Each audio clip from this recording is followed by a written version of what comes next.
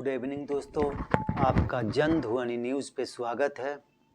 भारी और उदास मन के साथ आज खबर पढ़ना पड़ रहा है क्योंकि भारत में आधुनिक सुधारों के जनक कहे जाने वाले पूर्व प्रधानमंत्री डॉक्टर मनमोहन सिंह अब हमारे बीच नहीं रहे, लेकिन उनकी कही बातें और देश के लिए किए गए काम हमेशा याद किए जाएंगे।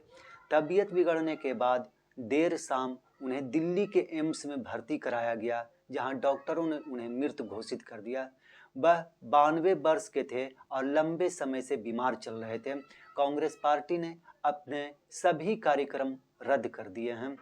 पूर्व प्रधानमंत्री मनमोहन सिंह के निधन पर एम्स ने आधिकारिक बयान जारी कर कहा है कि अत्यंत दुख के साथ हम भारत के पूर्व प्रधानमंत्री डॉक्टर मनमोहन सिंह के 92 साल की उम्र में निधन की सूचना दे रहे हैं।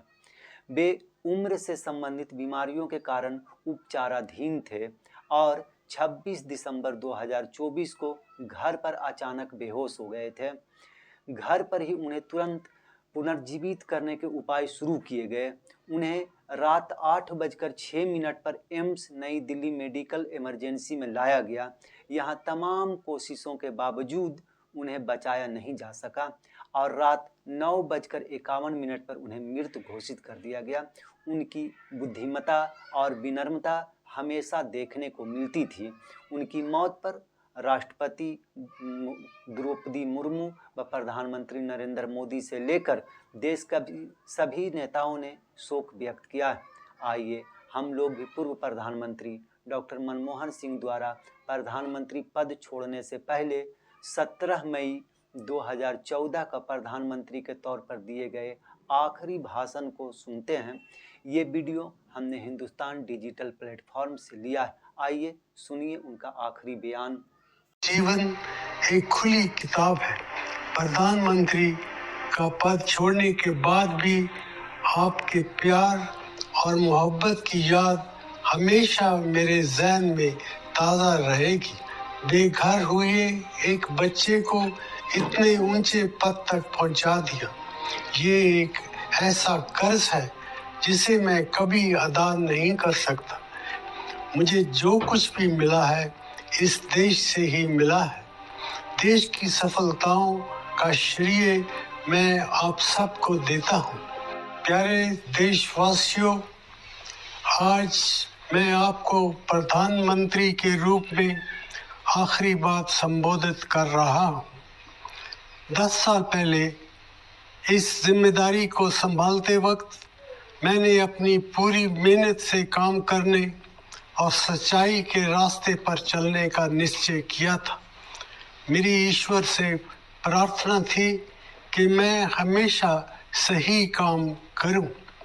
आज जब प्रधानमंत्री का पद छोड़ने का वक्त आ गया है, मुझे एहसास है कि ईश्वर के अंतिम निर्णय से पहले सभी चुने गए प्रतिनिधियों और सरकारों के काम पर जनता की अदालत भी फैसला करती है। मेरे प्यारे देशवासियों, आपने जो फैसला दिया है हम सभी को उसका सम्मान करना चाहिए। इन लोकसभा चुनाव से हमारी लोकतांत्रिक व्यवस्था की जड़ें मजबूत हुई हैं।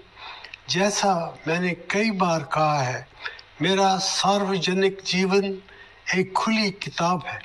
मैंने हमेशा अपनी पूरी क्षमता से अपने महान राष्ट्र की सेवा करने की कोशिश की है। पिछले 10 सालों के दौरान हमने बहुत सी सफलताएं और उपलब्धियां हासिल की हैं, जिन पर हमें गर्व है।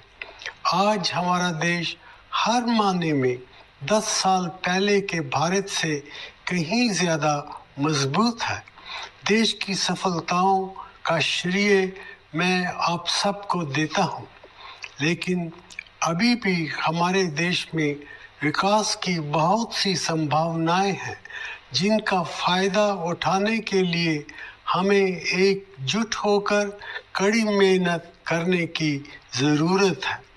प्रधानमंत्री का पद छोड़ने के बाद भी आपके प्यार और मोहब्बत की याद हमेशा मेरे ज़हन में ताज़ा रहेगी। मुझे जो कुछ भी मिला है इस देश से ही मिला है। एक ऐसा देश जिसने बंटवारे के कारण बेघर हुए एक बच्चे को इतने ऊंचे पद तक पहुंचा दिया। ये एक ऐसा कर्ज है जिसे मैं कभी अदा नहीं कर सकता।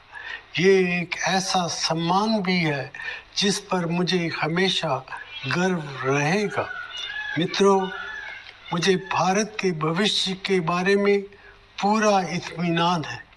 मुझे पक्का विश्वास है कि वो समय आ गया है जब भारत दुनिया की बदलती हुई अर्थव्यवस्थाओं में एक महत्वपूर्ण शक्ति के रूप में उभरेगा। परंपरा को आधुनिकता के साथ और विविधता को एकता के साथ मिलाते हुए हमारा देश दुनिया को आगे का रास्ता दिखा सकता है। अपने महान देश की सेवा करने का मौका मिलना मेरा सौभाग्य रहा है। मैं इससे ज़्यादा कुछ और नहीं मांग सकता था। मेरी शुभकामना है कि आने वाली सरकार अपने कामकाज में हर तरह से सफल रहे।